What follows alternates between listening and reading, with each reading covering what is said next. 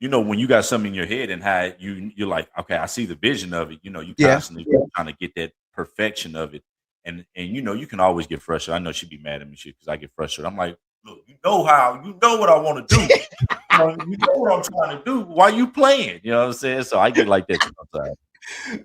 Greg, when you do that, please keep the camera rolling because you're gonna take it a little too far one day, and you're gonna get good footage, but it's gonna be real footage.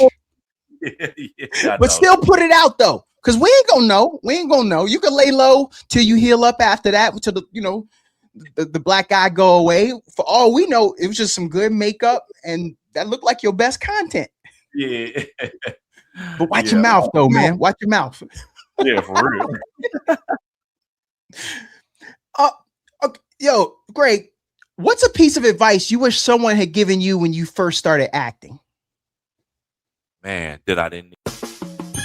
Is there anything better than a trip getting ready? Nope. For a long journey where our podcast released a new epi, searching for a fade phenom, new fixation. Giving this a subscribe is the same sensation. Started with the day ones, they gave us fuel to support the season. Could have been anywhere in the world, but you're here for a reason. Notification bells, text some friends, all to let you know. Check your Bluetooth, connect, talking with Donato. Welcome in, everyone. Today on Talking with Donato, we've got a guest who lives the intersection of action, storytelling, and pure creative energy. Gregory Gordon is an actor, stunt performer, motion capture pro, and one half of the AG Vibe, the powerhouse duo turning martial arts comedy, movie reactions, and lifestyle content into a full-blown community. You've seen him in acts of Revenge, The Mason Brothers, Teaching My Robot Boyfriend How to Love, the upcoming SWAT Exiles, and even inside the digital battlefield of Ghost Recon Breakpoint. I know I got a lot of people on that one. He's a creator, a performer, a storyteller, and a guy who knows how to make every frame count. So buckle up, because today we're diving into the craft, the grind, the creativity, and the chaos behind Gregory Gordon's world. Double G, Mr. Gordon, what's popping? How you feeling today? Hey, man, appreciate you for having me, man. I'm doing good, man. How you doing today? Hey, I'm doing good. First of all, Flash Gordon, Gregory Jordan. Is this, we're not going to ask you about the real government. Is this the government? Like, was you born with something this easy to throw around? Yeah, actually it was, man. My mom named me Gregory Robert Gordon.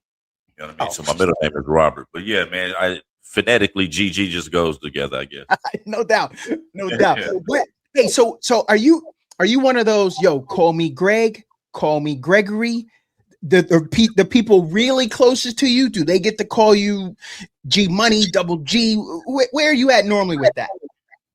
I mean, I'm usually going to tell you to call me Greg. You know what I mean? Gregory's the long, the full name, but Yes, I usually go by Greg. Yeah. And just how your mom knew what she was doing there, man. It sounded like she was trying to make a law firm out of you. Gregory Robert Gordon, I'm the guy. Yeah, right, exactly. It just feel like it, yo. It feel like one of them names. It's a real one. Yo, we appreciate that you on with us today. We called today Lights, Camera, Action, and a whole lot of AG Vibe. That's the name of this episode. Hey, that's what I'm talking about. So we're going to start with your acting, film, and TV, because we Americans and we love all that. That's what we do. Yeah. What's a moment in your acting career where you realize, okay, this is really happening? Ooh, I'm gonna say this. I think the first time that I really felt that I was really in the right place would be around like 2000. Actually, you know what? I'm not even going to front. I think when it really hit is when I just got my SAG card, because I just became SAG after. You know what I'm saying? So, yeah, man, I had to do that last year because I was filming SWAT, and I hadn't paid my full dues. So I had to go ahead and pay my full dues, got my SAG card, and then I was able to shoot the show. So I think that's when it really became even more real for me. You know what I mean? Because I was like, oh, I'm in the club now. Yeah, no doubt. You ain't outside, you can't get in. Right. Exactly. I'm in the club now, you know what I mean? Yeah. Yo, how has your approach to acting evolved from your early projects like Despair Sessions to your upcoming work in SWAT Exiles? Well, so when I first moved to California with me and my wife, a lot of the work that I was doing was a lot of background work. So it was really working up the ranks, just like any other job. Just this job right here is you got to get chose. You know what I mean? Yeah, So, yeah. yeah. So moving up, I mean, doing background and then slowly transitioning into getting actual speaking roles and being in independent films. It, it's a journey. You know what I mean? It's a journey, and the contrast is totally different because you go from being a background actor, which that's like the bot. There's the leads, there's the top dogs, and then there's background actors, and then there's the security guards. You know what I mean? Yeah. As far as you know what I mean. So being at the bottom, close to the security guards, I really had to work my ass off to get to where I'm at right now. Yo, when you talk about there's levels to this. Like Yeah. security guard got through the door, but he just standing off to the side. Yeah. I'm sorry, my phone, my camera blurring. I don't know why. Yep. What's the most challenging role you've ever taken on, and what made it difficult? Most challenging role would have to be I played a gang member that basically his brother gets killed by some drug addicts, and I have a real big emotional scene where I have to cry and I have to really get into character because I'm really holding my brother's dead body. And so that was the independent movie is called Hesperia. You can go watch it. It's on Amazon Prime, but that was probably one of the most difficult ones I had. But the rest of them, man, I really play a lot of bad guys, which is pretty easy. Hold on, Mr. Gordon. We gotta go back. Yeah. Are you a dumb thug? Like you just keep getting caught? Like you'll never get away with nothing? I mean, which thug are you in that joint? So I'm in this one right here. I'm the older brother who's trying to get reformed in this movie. You know what I'm saying? I'm trying to get my life together. Yeah. I've been pushing drugs around the city, but I'm trying to make a change. And I want to do something different. I think I wanted to open up a store, but so I was that thug. I was the one who was trying to change his life, and right when I was trying to change my life, my brother gets killed, which just basically drags me back into that same situation, into that world. Like I'm all ignorant. You all serious, Mr. Gordon? Because this is your profession. I'm all ignorant with it because I'm like, is he the one that can't get right? He the one that always get caught. Maybe you was a slow thug and you keep getting you can't run. But you were the educated one. You trying to do something. Yeah, and this one it was. And this one I was definitely like the educated thug, but I've played other characters in movies and short films where I'm the dumb thug. I'm the corner thug. You know what I mean? And what? I played the security guard. You know what I mean? I've been able to transition, which is cool. You know what I mean? But it takes time, man, because you'll get typecast as the same person, which you kind of want. You kind of want to be typecast because you want to be able to work. You know what I mean? So yeah. It's funny when you say that because when you hear some, and we're talking like a lot of the older people, so they don't have what you have nowadays. You got social media, you got other things, so you could, and I don't assume to know this, but my inference is that with the content you're making, you may even be able to on your own show people that you are not just this type of thing. You got comedic chops, or you actually pull different ranges off, and you're not just like the smiley dude. And I see that when you say that, I get that, because in those people in the back in the old days, I feel like they had to wait for the work, and sometimes the work didn't come because they were typecast. Am I in the right path there? Yeah, I mean, it was one of these situations like if you were getting typecast back in the day in films, there was an option. There was an option because there was so much work. There was an option for you to say, you know what, I want to change my career and my trajectory of what people perceive me as. So, Yeah. you know what? I'm going to turn down these thug roles and I'm going to tough it out until Hollywood sees me as this Oh, person. You know what I mean? I'm yeah. going to go audition for this, or I'm going to stay down. And then when my chance finally comes, I will, you know what I'm saying, get the opportunity to play other roles. And yes, this is true. You know what I mean? That was a thing, but and like you said, you get to do more with social media these days because it's like if you only see me as a thug, right? If you only see me as a thug, but then I show you something different on social media, now I'm giving you a range of things.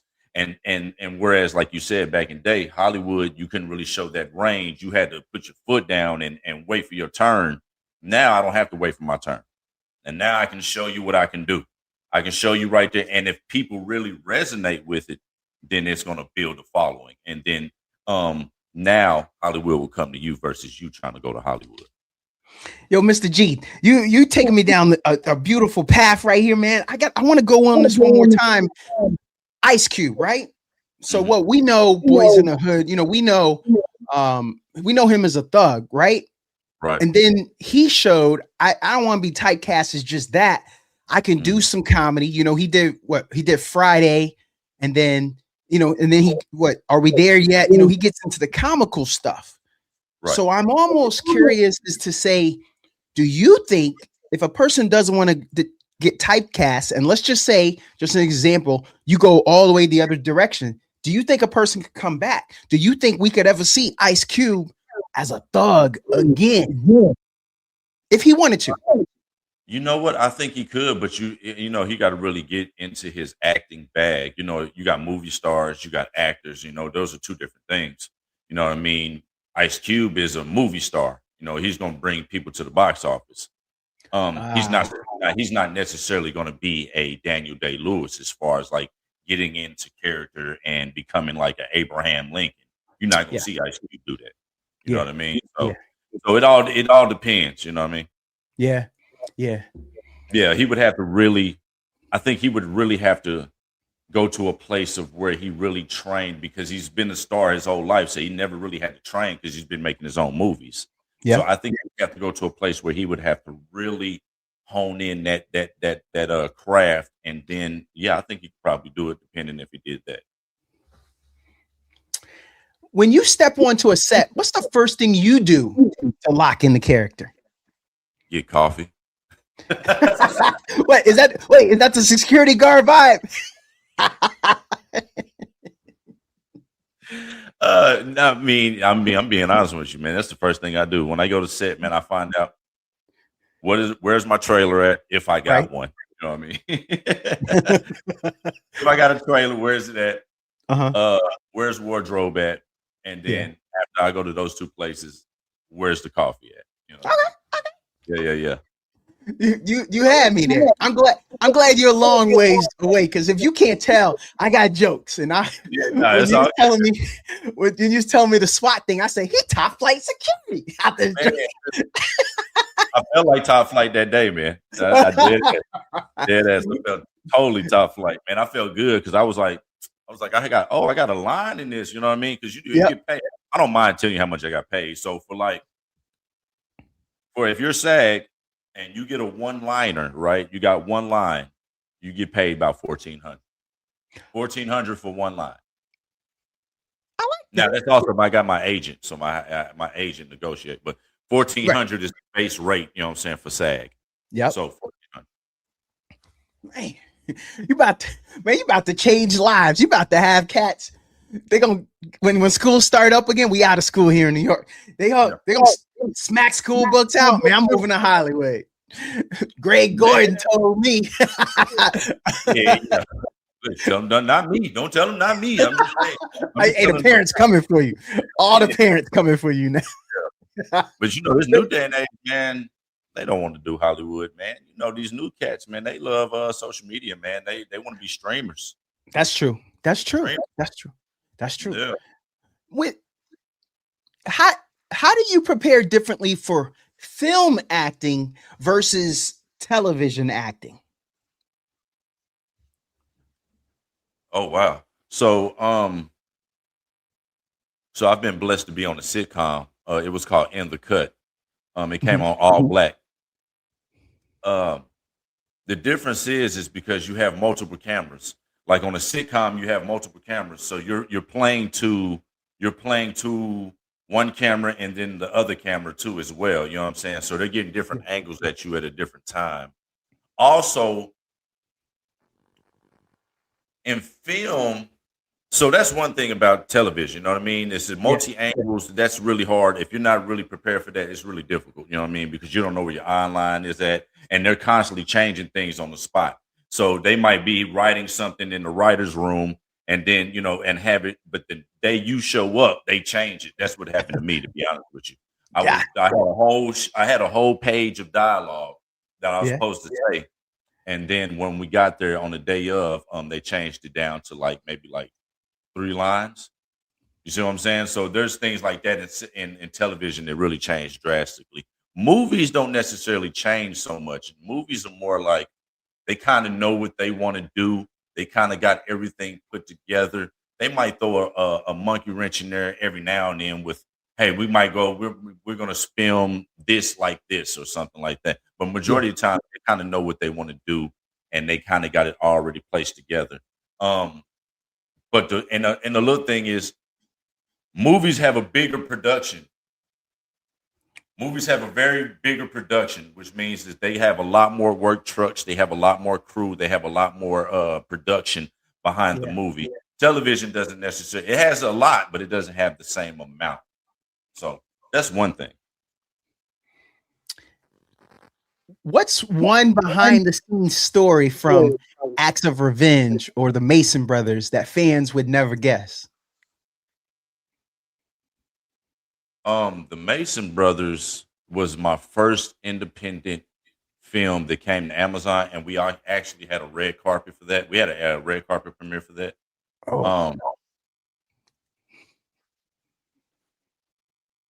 So let me think. Sounds like we're gonna get something juicy. Yeah, I'm trying to think about that. I've been on. Okay, I'd rather give you a story from some other things than those movies. Can I do that? Oh yeah. Yeah. So, so I did a music video with 2 major artists. And you know what? I don't want to. I don't care because they don't know me from a can of paint. Look, so I was doing the Lil Wayne and 2 Chainz music video. Okay, so we were doing yeah. So it's the music video called Bounce. So if you go look at Lil Wayne, 2 Chainz music video Bounce, I'm in the background. It's like the scene is basically they're doing a battle rap. You know what I mean? That's when battle rap it's getting really popular. So so we're all in the scene and we're in the background. We're like, because they look 2 Chainz and Lil Wayne are going back and forth. Right. But the scenario, what happened is that so usually the artists are paying for the music video, so they can show up when they want to. So we waited about 7 or 8 hours for Lil Wayne and 2 Chainz to show up to set. Now we had been there all day. You know what I mean?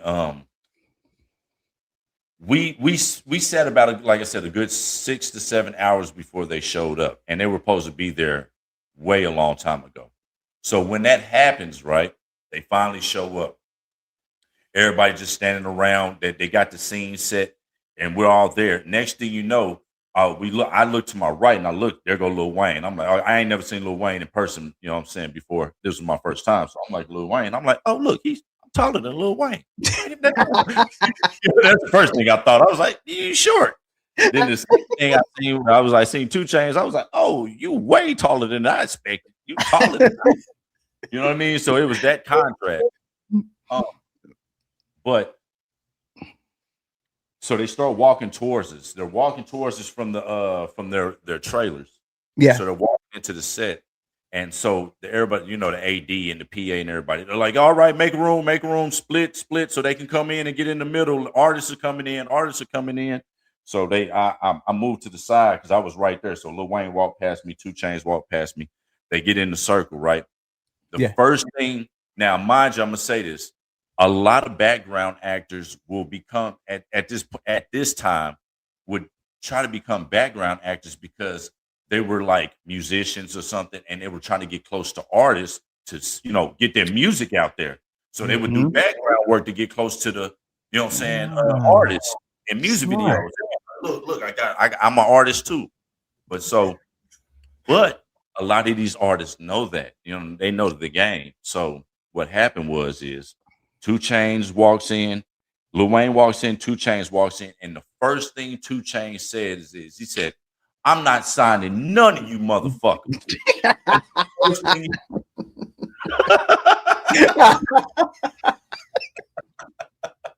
Hey, how many of y'all drop your hands ready to walk out?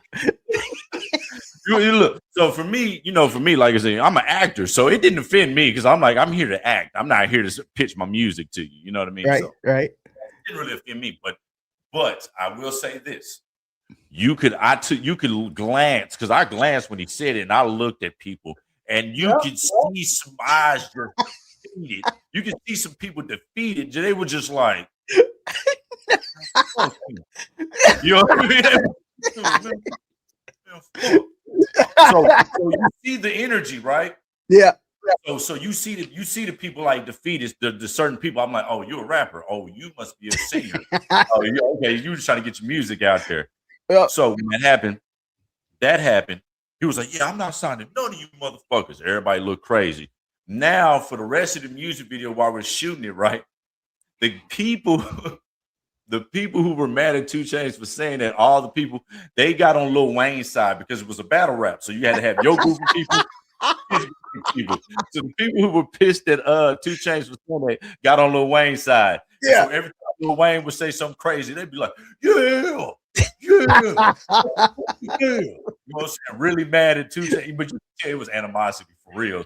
So yeah, it went great with the character too. You know what I mean? Because you supposed to be mad at it. It was crazy. Yo, that was a good one, man. That's a good one. It's crazy. What's a role you haven't played yet, but feel like you were born to play? It's on that wish list. Look, I feel like I could play. I feel like I could do Marvel, man. I've always wanted to be in a Marvel movie in some capacity, whether I'm a bad guy, good guy, something in between. That's always been one of my dream roles. But I've also always known that I would love to be in like crime shows. You know what I mean? That I know my face and my what I look like fits like LA, CSI, Los Angeles. Those type of shows, the Law and Orders, those type of things. So I would love to be on those or in Marvel. Let me get my producer hat on. You look to me right now like you run a good chop shop out there in South Central. You got a Samoan dude at your front door, and you got some essays in the back, and you got about 3 or 4 humongous pit bulls. We ain't never seen nothing that big before. That's what I'm feeling. But you're successful though. But you're successful. Yeah. Okay. Yeah, I like that. Yeah. Look, what's crazy about that? You saying that though, because look, I feel that role, but what's crazy is I look Hispanic. People think I'm Hispanic, but I'm not. I'm black and white. I just don't happen. I don't know why. I end up looking Latino. You feel me? Yeah. But with that being said, is that I went out for a lot of those roles, man, but I never get them. And the reason I never get them is because the market that I'm in, they already have guys that fit that mold even more than I do, who are actually from here and they actually speak Spanish. So a lot of time those roles go straight to them guys, man. I know, and it's funny because I know some of the guys, and I'll be like, "What you auditioned for this?" They'd be like, "Yeah." I'm like, "You got it, didn't you?" They'd be like, "Yeah." I'm like, "I knew it." And then somebody can speak Spanish. I just look like it, but I don't feel it. They don't feel it. Yeah. I look it, but I don't have the it. Yeah, and a lot of times that's a little bit more. Yes, that's my little conundrum I be dealing with. Yeah. That's funny too. Okay. Well, when it comes to that, then that's a perfect segue to this question I had. How do you balance authenticity with entertainment when portraying intense or emotional scenes? And I just got to the authenticity of, you could come in there, you could overdo it, especially if you're trying to get that Latino spot. So that's what kind of got me to that. But how do you balance authenticity with entertainment when portraying intense or emotional scenes?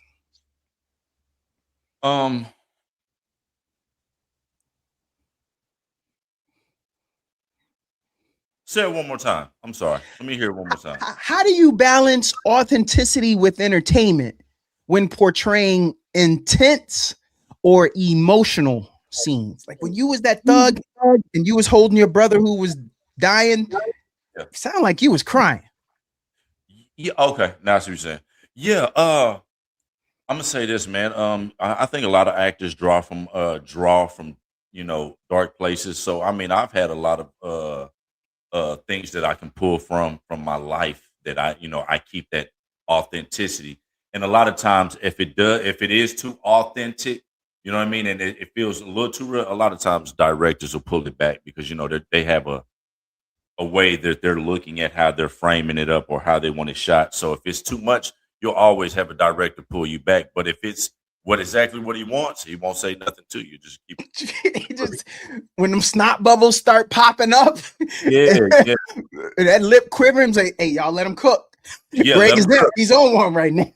Yeah, I've had a director, he was like, they kept trying to, some of the PAs, I forgot it, I think it was the AD, and he kept coming to me about like, yeah, your role, your scene coming up, and the director was like, don't tell him nothing. He was like, he's a professional. Let him do what he's got to do. You know what I'm saying? He got it. You know what I mean? So you got certain directors that'll let you cook, and then some are just, they got certain notes. Okay. Yeah. All right. Okay.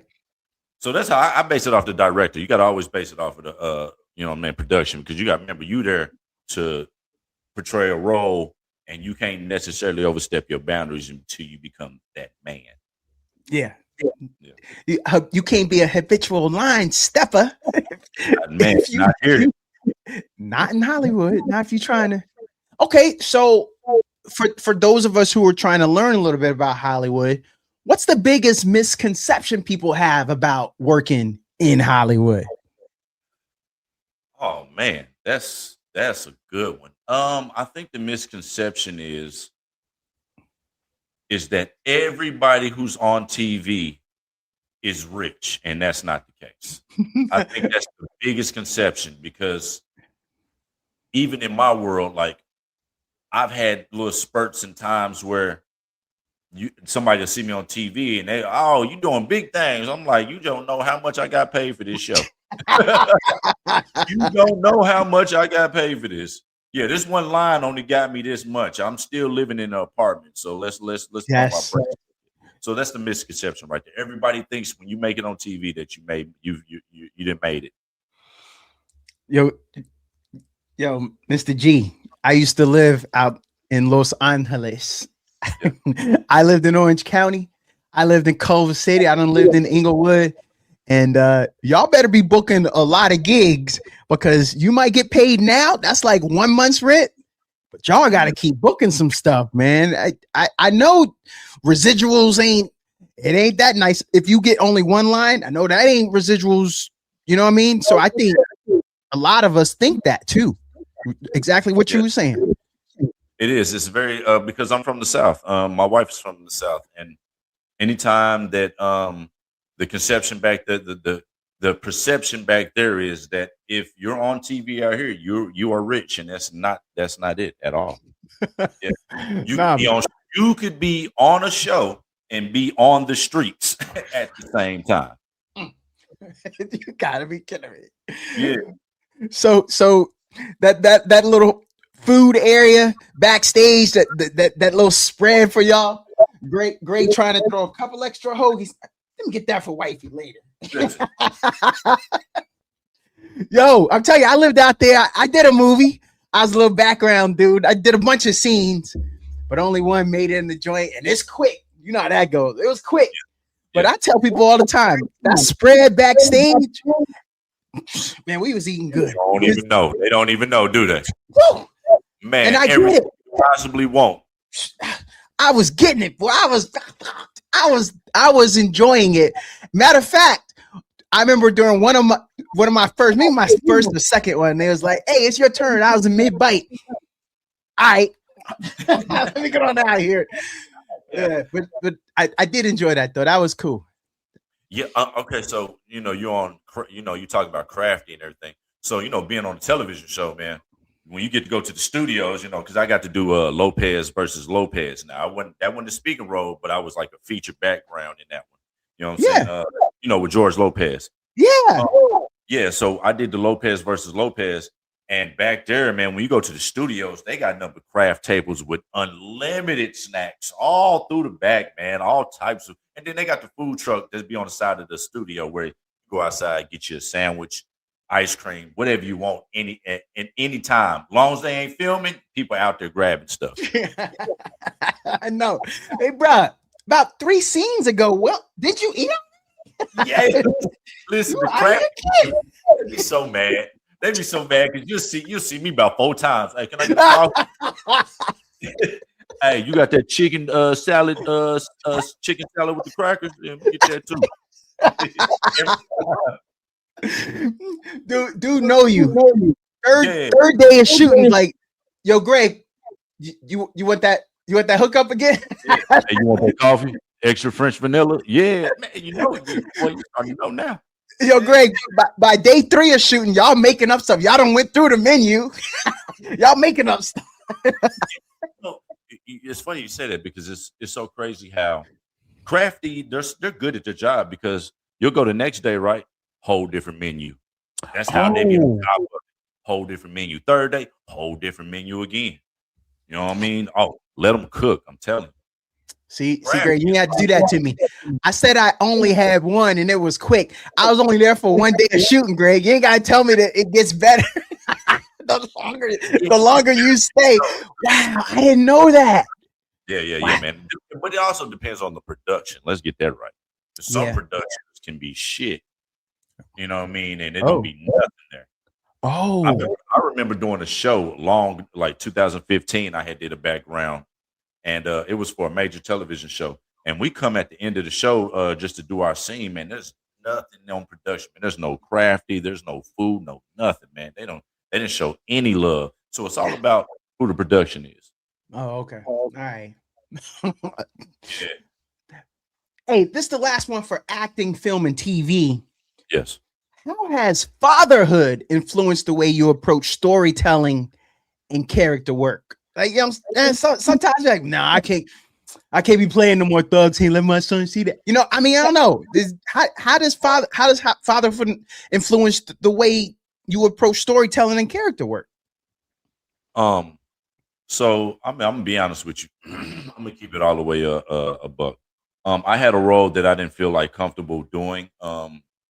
Auditioning for. There was a role that I just got it yesterday, and they wanted me to play a character that I didn't feel comfortable with playing.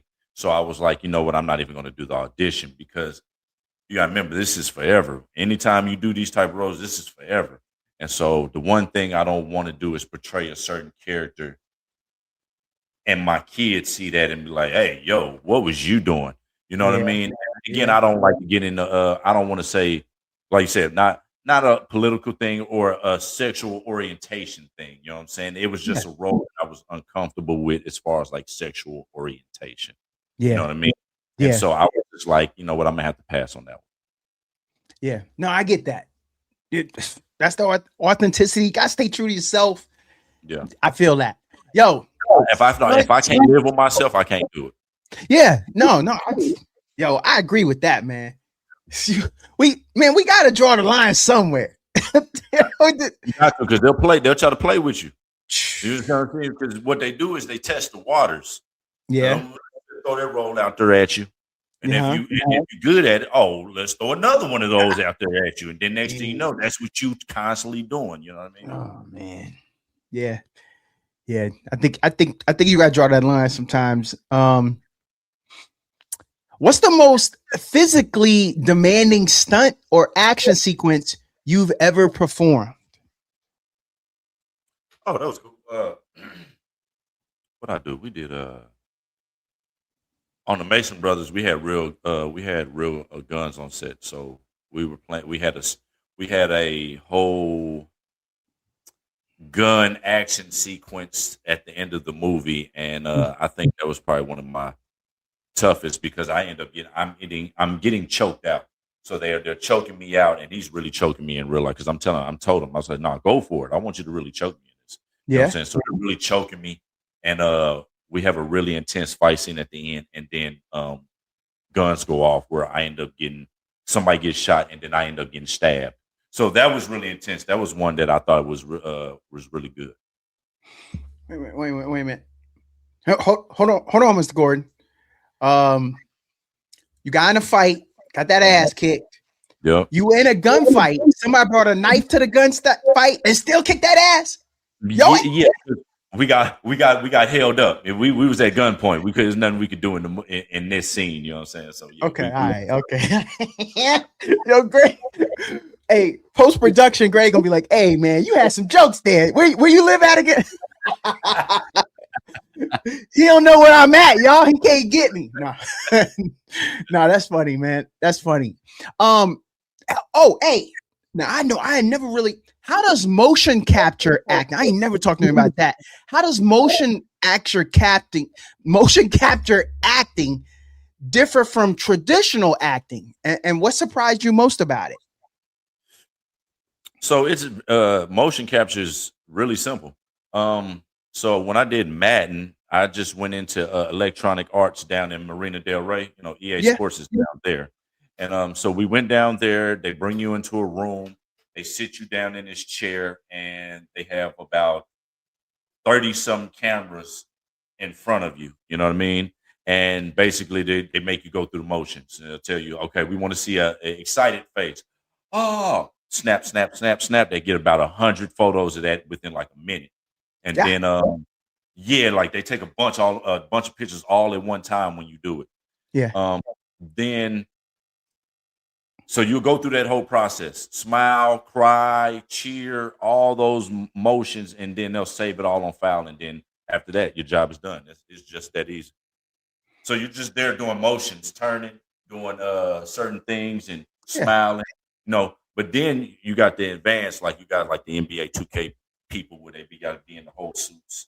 Now, I ain't never done that. That's different. How tall are you, Greg? 6'1". Dang, you taller than me. I had some jokes. I got jokes, Greg. I got jokes. I was about to get them. I was about to say, I bet they ain't bring you in for no NBA stuff. Short ass. But you taller than me. So that don't even work. Hey, I got a partner who does it though. My partner, he's probably about 6'3", and he's in. He does acting, and he's done the NBA 2K. But when it comes to that, this is a little bit of a joke, but a real question too. So like, if you know they were doing, I don't know, motion capture, whatever was going to happen today, like maybe you was told it was just going to be neck up. They saw your headshot. He looked like, yeah, let's get this dude. He got that NFL look. But then while you in there, maybe in the waiting area, you were talking to another dude and he's getting some body work done. When you get inside, could you talk your way in, or they be like, nah, bro, you ain't got that look. We take your face, but we can't do nothing with the body. You know what? I'm gonna tell you how the process works. For this one, you have, there's a lot of self-submissions. There's a lot of actors out there that, self-submit now because the game has changed. You know, you can have an agent, but you can also self-submit on these casting websites. So I self-submitted and got this gig myself. So the submission I submitted for was pro player, you know what I'm saying, facial player, right? Yeah. So you really don't know what everybody else is coming in there for. Okay. You know what I mean? Okay. You may get a idea, okay, I'm seeing somebody else come in, he got a bald head.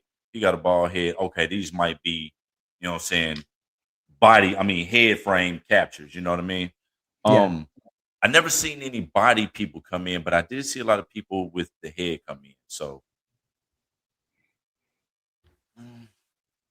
yeah, I'm gonna say this. You never really know. You don't know. You don't know what everybody's coming in for because they keep it so secretive when they're doing these things. Okay. You just see people in passing, and you might see a fellow actor. Oh, you got the gig too? Yeah, I got the gig. You know what I mean? But you really never know what everybody's coming in for because everybody might submit for something different. You know, I was gonna go another place, but you said something, and now I bet we all want to know it. You seem like a cool cat, Mr. Gordon, and I'm gonna get to that in the end. We'll do that post production right quick though, but bro, we gotta get you back. This has been fun. I know you're gonna be this funny, but hey, man, I gotta get my camera together too. God, Lee, I don't know what. The camera want to act funny out all days. I know. The camera act weird. Yo, I had them days, man. I feel like sometimes it's gremlins in the hardware, and they just messing with us on some days. But you seem like a cool cat, but you can't control other people. Does it get confrontational? Like, like I know, like, I know Donato, but then the other day he was there to read lines like I was, and brother was tight, and it don't seem like it been right since. Does that happen, or people are more relaxed because like not much you could really do, dude? You didn't get it, I got it. Or nah, you got people that have animosity, man. There's people out there that have animosity about it. You got people who are in competition with you. You have people who will be in competition with you, and you don't even know it's a competition.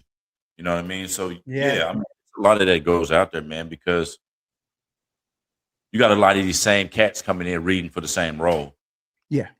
You know what I mean? And so I've been in the room with a few people auditioning. You know what I mean? That were top dogs, and I was like, oh snaps, you know what I'm saying? Oh, yeah, that's cool. You know who Noel G is in Bruce Almighty? Remember Noel G? He was the Mexican cat. Yeah. Me and him was in the audition room together. We did some auditioning together. What? Yeah, it was a while back. And also I got to audition with I forgot her name. Remember Friday After Next, Miss Pearly? Yeah. Yeah, I got to audition with Miss Pearly. You know what I mean? And for a Bud Light commercial. So yeah, yeah, man. So it's been interesting, but yes, you have competition because you can see everybody in there fighting for the role. You know what I mean? It may not feel like it, but everybody feels friendly. Like, yeah, we good, we cool, but deep down, people looking like, damn, I hope I get this. Yeah, I hope Greg don't get this. Yeah, I could see that, but Greg, I'm normally a positive dude, but something you just said makes me. I see the negative, and I'm kind of making it a positive. So it reminds me I'm a positive dude, but like, okay, you ain't got to tell us if you got that. It was a Coors Light or Bud Light commercial with Miss Pearl. Okay, so let's say you didn't get it, but dog, for the rest of your life, you got that experience that we didn't have, and you didn't get it. At least you had that experience. Can that happen? Or because this is your career, your livelihood, you can't do that anymore. Maybe that was, you at the beginning, but right now it's too much of a gut punch when you don't get it. You can't enjoy the ride unless it's a success. Well, I'm gonna say this. I'm gonna say I'm speaking generally for people because for me, I've never felt like that. You know what I mean? Okay. I felt like that is when I was like, okay, I keep getting auditions for Latino characters, but I'm never getting cast.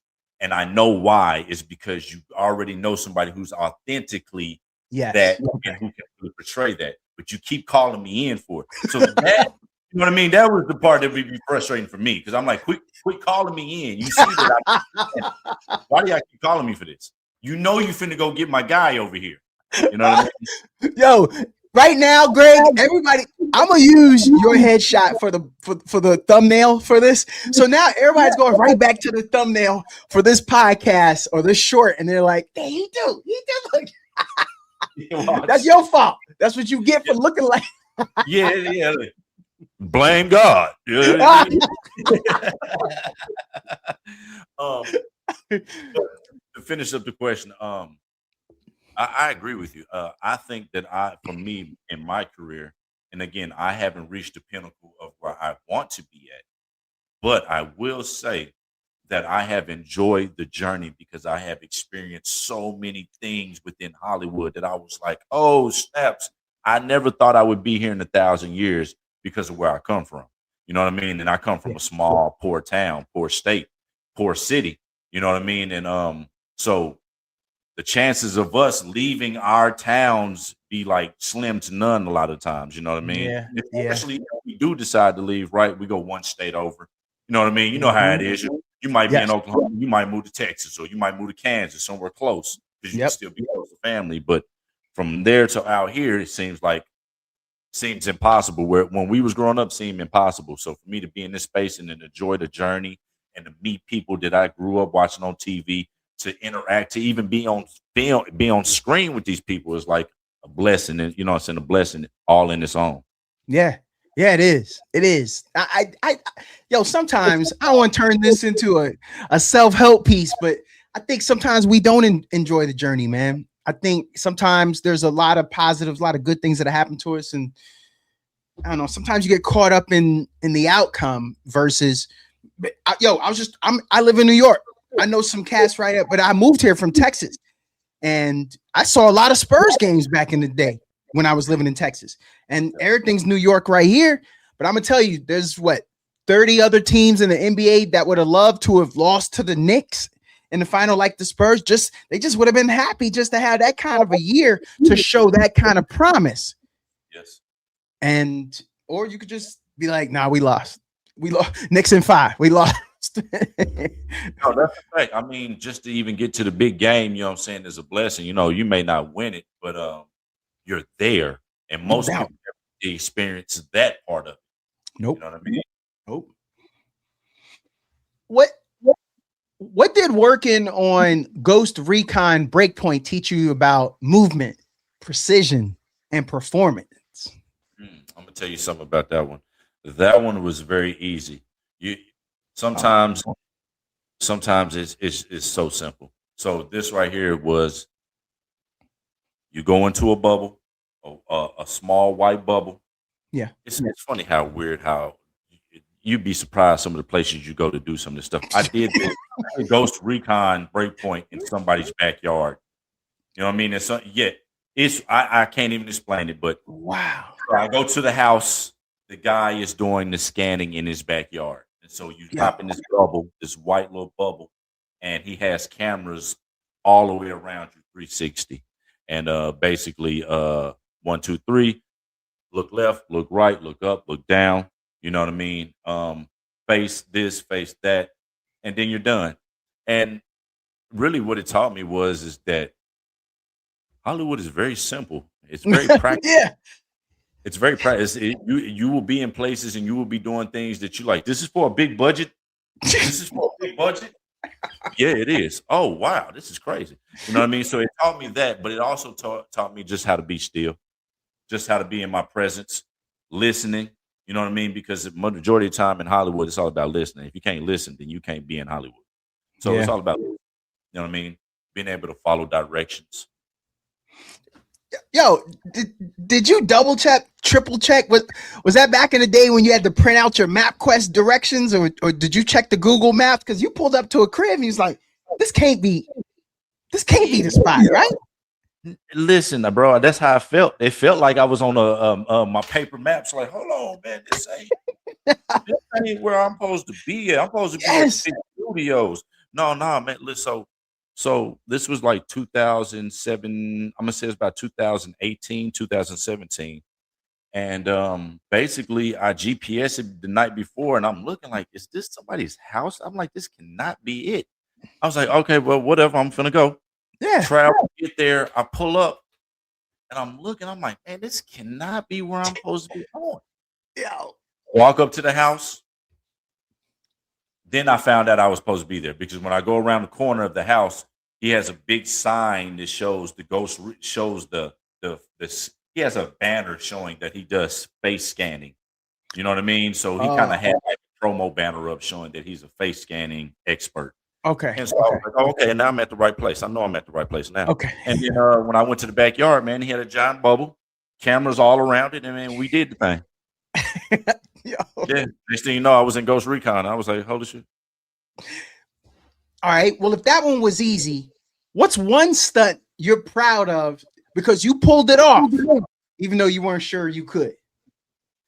Listen, so I did Matt Mason's music video "Cringe." I don't know if you know that song, but it went really viral on TikTok. It's called Matt. The artist's name is Matt Mason. His Okay. song is called "Cringe," and in that in the video, there's a whole lot of combat choreography going on. You know what I'm saying? So we're fighting, and man, I took a punch, and I threw a punch so well, man, that the guy from the stunt director on there was the stunt director from Fast and the Furious.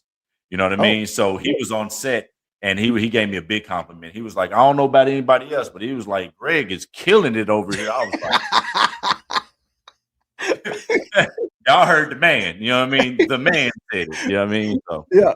that's probably one of my proudest moments because he didn't have to say that. Yeah. And then he said it in front of everybody. So He said it in front of everybody too, man. I was like, yeah. I was like, this is the guy from Fast and Furious. Yeah. No. So the crazy stuff that we all be like, I ain't gonna never. How do you mentally prepare for high risk or high intensity action scenes? Man, I think we do. I think I get really hyped. I just get really hyped. I get really in the zone. Oh, Yeah. you know what? I tend to forget a lot. So there was one we just did. We did Angel on BET Plus. It's coming out. It's going to be with MC Light and Saya the rapper. They already got 3 episodes. I think I'm going to be in the 2nd season. And in that one, we have an intense shootout scene, right? Where we all got guns and we're in the back. I can't really say much, but just know there's an intense shootout scene in there. And I don't know. I just get really hyped, man. I get really in that mode. Like if it's something where it's action and we're in that, I can easily go from 0 to 100 real quick. That's something I don't know. I'm just good at doing that part. So I really get in hype with that. I really get in the mode for that. You know what I mean? So yeah, it doesn't really take much for me. I just get there when it comes to those type of things. Man, I feel like I need a runway. Like, hold on, let me smack myself a couple times or something. Like you was talking about earlier. Some people have something to pull from. I guess I'm gonna have to keep something in my pocket to remember. Pull that out right quick. Oh yeah, that's that girl that didn't go to prom with me. All right. Yeah. Now I'm mad. Yeah. And and if you can pull it from that, man, listen, if you can just do it from the brain, just looking up and remember it, man, you're a bad boy. You know what I mean? You are a bad boy. Yo, if you could design your own action sequence from scratch, you're right. Well, we was gonna talk a little bit more about you and wifey, but if it's just you and you don't have to use anybody else's input, I don't want to get you in trouble and get you choked out. We see what she could do, but if it was just you, and of course, money was no object and things like that. That's where I threw the wife in there for comedic effect, but if you could just design your own in your own bubble or whatever budget you had, what would it look like? A fight sequence. Oh, well, it could be action sequence. Doesn't have to be fight. Yes, sir. Action sequence. You know what? I think if I did an action sequence, I would love to do something similar to Tony Jaa's The Protector. Oh, yeah. Tough. Yeah. Real tough. Especially the scene where he goes up the spiral stairs and they never cut the camera. So it's all action from like 3 minutes of going up. Bro, that right there. Like I would love to do something like that where it's constant. We're not gonna take no camera cuts. We're gonna go all the way through. You better have your cardio together. Joe Greg, you pull something like that off, I'm gonna get the Greg Gordon t-shirt. I'm be like, you don't know this bad right here. This motherfucker bad. You don't know this dude. I'm telling you, man. Hey, you got a fan club because your president. I'm coming for the president. That would be amazing, dog. Yeah. I like that. Yeah. I would give you one more. I think, because I think Quentin Tarantino really shoots really well. So I kind of like his style of filming. So also Kill Bill, action sequence Kill Bill. Yeah. Oh man, Yeah. Oh man, especially the the Vivica A. Fox and Uma Thurman fight scene in there is so underrated, man. It I would is. love to see something more like this. Some women It, just get busy. it is. It You is. know, It's so funny you say that because I have argued and would argue before that I don't think people understood how good Vivica did there. That's Ooh. I don't know how long it took her to learn the choreography, but I don't care. Even if she's slow, if they had to work 22 hours out of the day because she's slow, it was worth it. It was. It was spectacular. I was like, listen, I ain't never seen Vivica get off like that. You know what I'm saying?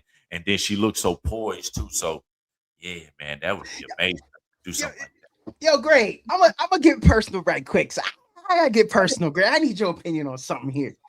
So when I lived out in Los Angeles, I used to be with a dance group too, Latin dance. We used to perform and whatnot. Okay. But I was a late bloomer to dancing. I just kind of found it. But then I got really good and we performed all over the place. But yo, I felt like I was a little slow. Like some people came up, I think they've been dancing their whole life. They could see it and they like, boom, that's where we at. Let's go. Count me in. And 3, 2, 1. Let's go. I'm like, nah, I gotta see that again. So for you and your peers, what happens if you slow, man? Like our dance instructor was very patient, so he never make me feel like I was the slow dude. But yo, what if you're the slow dude in some of the action sequence or whatnot? Does that happen? You talking about just like if we're filming independently or like more like a film? Well, I'll even say independently, like the choreography you do with wifey. Like, what if you keep forgetting something and she's like, "Hey, I'm coming over the top." Man, I remember after this one, the elbow, I come over the top. Come on, Greg, get it together. I think what's crazy? I'm that person. Okay, all right, good. Hey, I'm that person. Yeah, I'm that person. She feel like I'm a tyrant. I'm not a tyrant, but when you got something in your head and how you're like, okay, I see the vision of it. You constantly trying to get that perfection of it, and you can always get frustrated. I know she'd be mad at me because I get frustrated. I'm like, look, you know what I want to do. You know what I'm trying to do. Why you playing? You know what I'm saying? So I get like that sometimes. Great. When you do that, please keep the camera rolling because you're gonna take it a little too far one day, and you're gonna get good footage, but it's gonna be real footage. But still put it out though, because we ain't gonna know. We ain't gonna know. You can lay low till you heal up after that, till the black guy go away. For all we know, it was just some good makeup, and that looked like your best content. Yeah. But watch your mouth though, man. Watch your mouth. Yeah, for real. Okay. Yo, Greg, what's a piece of advice you wish someone had given you when you first started acting? Man, that I didn't need to go to school to do it. Oh. Yeah, man. I went to Katy Conservatory in Dallas, Texas for film and dramatic arts. D-Town? D-Town, Triple D, Dirty D. But the program I took didn't really prepare me for out here. Okay. You know what I mean? It gave me, for the amount of money that I spent, I don't think I got my money's worth in what is what I learned. You know what I mean? Yeah. When I got out here, I learned a crash course real quick. You know what I mean? And I'll give you an example. So I can't remember what it was, but I think it was 10 by 10 headshots when headshots were still usable before COVID. You know what I mean? So they had the 10 by 10, which is like really bigger, and it was matte. You know what I mean? It was matte 10 by 10. That's what I had, I believe. Sorry. That's what I had in Dallas because that's what they had taught us. So you'll get you a 10 by 10 headshot, you know what I mean, and make sure it's matted. I get out here, they're like, "Nah, gang, we need a 10 by 8 and we need a semi-gloss." Oh, you know what I mean? So that is not how I know. You know what I'm saying? So it's instantly a crash course. It's one like, no, that ain't how it go. They behind. Yo, great. So you show up. It's like, hey, yeah, I have my headshot right here. Here you go. And like, get that out of here, man. We ain't doing. Oh yeah. Where you from? Yeah, like looking at it like, Oh, Greg, that on it. we'll call you. And then That even on it. the guy who prints them out, who the headshot, the guy who prints out the headshots, the printer place. Yeah. He was like, bro, they ain't using these no more. He was like, the 10 by 10. He was like, let me give you a hint. He was like, they're using 10 by 8s semi-gloss. I said, oh, word. He was like, yeah, I got you. Don't even trip. So, the printer guy even plugged me in on it. Oh, okay. Yeah. Oh. No, but I had my 10 by 10 headshot. And I went to a casting and they was looking at it like, what is this? Where this dude from? I can tell. You know how you can tell when they spending too much time on your headshot. You be reading the lines and they just constantly looking at your headshot.